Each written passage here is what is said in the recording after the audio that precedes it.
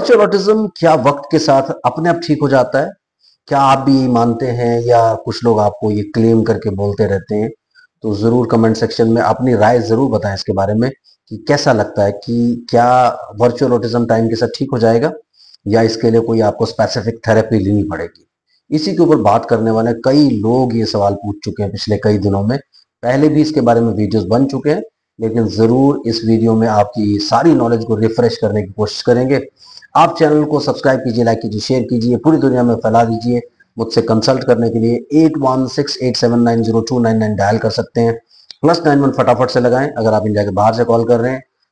यहाँ पर बात करने वाले हैं कि क्या वर्चुअल ऑटिज्म वक्त के साथ अपने आप ठीक हो जाता है। बेसिकली क्या है कि ये जो एक बड़ा सवाल है, ये सवाल क्यों निकल के आता है? ये इसलिए निकल के आता है क्योंकि यूजुअली वर्चुअल ऑटिज्म क्यों होता है? वर्चुअल ऑटिज्म होता है आपके बच्चे की ज्यादा स्क्रीन देखने की वजह से, मोबाइल फोन देखने की वजह से, टीवी देखने की वजह से, कंप्यूटर स्क्रीन देखने की वजह से, आईपैड देखने की वजह से। क्यों हो जाता है? क्योंकि एक वर्चुअल वर्ल्ड में चला गया वो। वैसे वो बिल्कुल नॉर्मल था, 1.5 साल 2 साल तक 100% नॉर्मल था, सारी चीजें हो गई थी, स्पीच भी आने लगी थी। लेकिन इस बीच अपनी किसी मजबूरी के चलते या इग्नोरेंस के चलते या कई बार आप जागरूक नहीं होते हैं, अवेयर नहीं होते हैं, लैक ऑफ अवेयरनेस के चलते आप अपने बच्चे के हाथ में स्क्रीन दे देते हैं। और उससे क्या होता है कि धीरे धीरे धीरे आपको पता ही नहीं चलता कि वो कब आपके वर्ल्ड को छोड़ करके उस वर्चुअल वर्ल्ड में चला गया। तो ये एक बहुत बड़ी प्रॉब्लम है जिसकी वजह से पेरेंट्स की जिंदगी काफी हद तक डिस्टर्ब हो जाती है, फैमिली लाइफ डिस्टर्ब हो जाती है, पर्सनल लाइफ डिस्टर्ब हो जाती है, फाइनेंशियल लाइफ भी आगे जाके डिस्टर्ब हो जाती है। तो यहाँ कई लोग ऐसा बिलीव कर लेते हैं कि ये तो अपने आप एज के साथ ठीक हो जाएगा। ऐसी बेवकूफ़ी बिल्कुल ना कीजिए। अगर आपको ऐसा लगता है तो ये बहुत ही ख़राब फीलिंग है, ख़राब नॉलेज है। क्योंकि कोई भी ऐसी प्रॉब्लम जो ऑलरेडी आपका बच्चा आपके वर्ल्ड को छोड़ करके एक वर्चुअल वर्ल्ड में चला गया, इसीलिए से वर्चुअल ऑटिज्म का नाम दिया जाता है। हालांकि मैं इसे टेम्परेरी शिफ्ट ऑफ अटेंशन मानता हूँ। मैं इस वर्चुअल ऑटिज्म की फिलॉसफी में मैं पर्सनली बिलीव नहीं करता।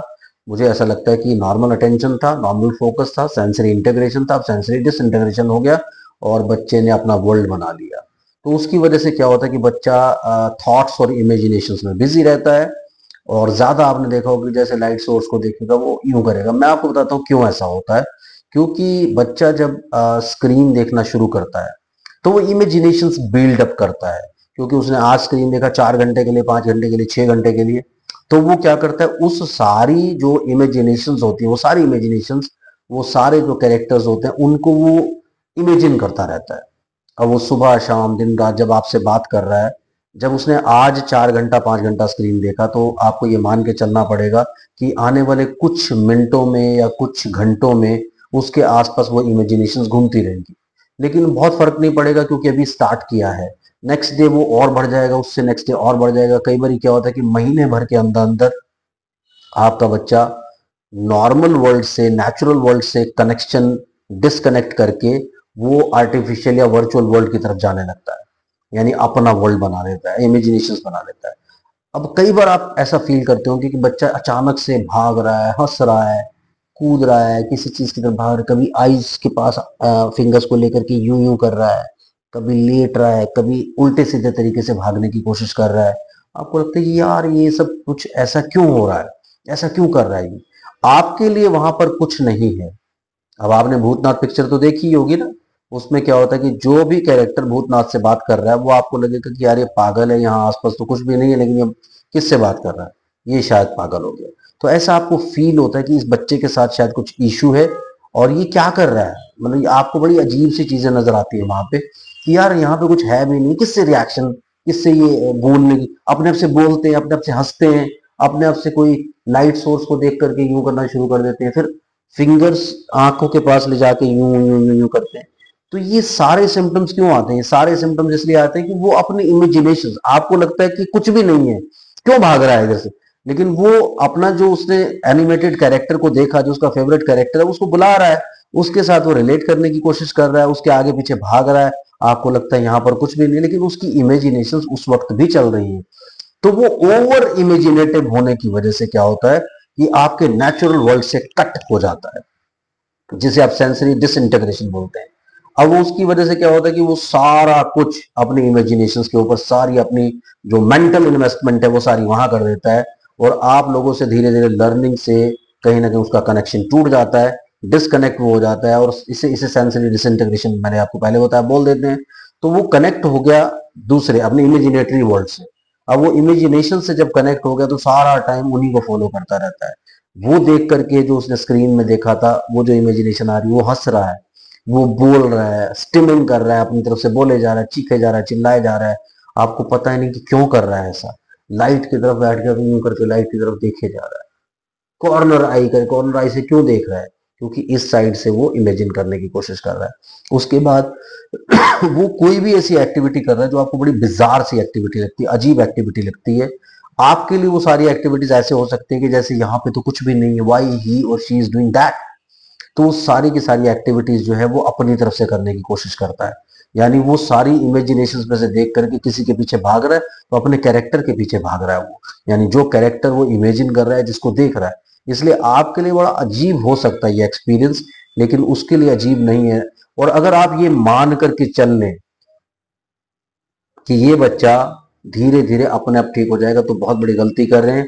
क्योंकि यहाँ पर क्या होता है कि जब आप ये मान लेते हैं, प्रॉब्लम कहाँ आ जाती है कि आप जैसे स्टार्टिंग में, अगर आपको स्टार्टिंग में पता लग गया, एक दिन, 2 दिन, 3 दिन में आपको लगा कि यार बच्चा अटेंड नहीं कर रहा, फौरन एक्शन लीजिए, स्क्रीन बंद करके उसके साथ रिलेट करने की कोशिश कीजिए, वो तुरंत ठीक हो जाएगा। लेकिन अगर 2-3 महीने, 4 महीने, 5 महीने पुरानी बात हो गई है, तो टेम्परेरी शिफ्ट ऑफ अटेंशन आ गया है।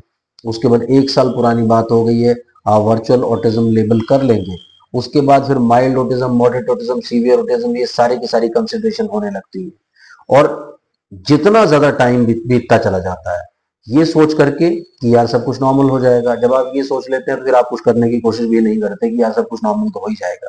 तो जब आप इस तरीके से बिलीव करना शुरू करते हैं, वो रॉन्ग बिलीफ जो है वो आपको कहीं कहीं नहीं लेकर के जाते, they will not lead you anywhere. उससे प्रॉब्लम क्या होगी कि आपके जो बिलीफ हैं वो आपको कहीं ना कहीं आपको एक ऐसी सिचुएशन में खड़ा कर देंगे जहां से आपको सोल्यूशन मिलना मुश्किल हो जाएगा। इसलिए मेरी सजेशन है कि अगर आपने आज इस चीज को डायग्नोस कर लिया तो आज ही एक्शन लीजिए। जितना आप पुराना कर देंगे, कई बार क्या होता है कि पेरेंट्स भी एक्शन ले लेते हैं, लेकिन कई सेंटर्स में ये सब प्रॉब्लम्स आती है कि वो रेगुलर बुलाते रहते हैं, कोई रेजोल्यूशन पेरेंट्स को मिलता नहीं है।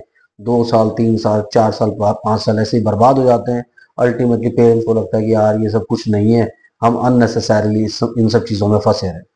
तो आपको ऐसा कुछ नहीं करना है, किसी ऐसी चीज में नहीं फंसना है, सिर्फ एक्शन थॉरली लेना शुरू करना है, ताकि आपका बच्चा टाइमली ठीक हो सके।